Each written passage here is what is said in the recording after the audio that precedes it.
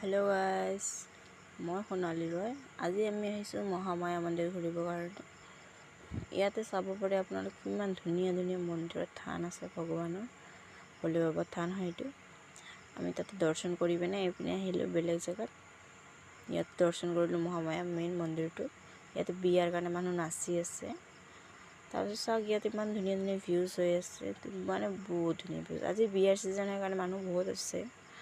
এনে ইমান বেছিকৈ মানুহ নাথাকে, কমেই থাকে। মই শুনা হিচাপত মই আজি ফাৰ্ষ্ট টাইম আহিছোঁ, মই বেছিকৈ নাজানো ইমান, কিন্তু আপোনালোকে আহি চাব পাৰে, বহুত ধুনীয়া লাগে।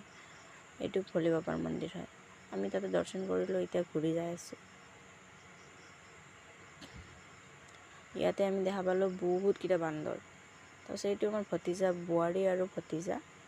ইয়াৰে বিয়া খাবৰ কাৰণে আহিছিলোঁ আমি মহামায়া মন্দিৰলৈকে। আমি বিয়া হোৱাৰ পিছত ঘূৰি ঘূৰি চাই আছোঁ আৰু বিয়া হৈ গ'ল।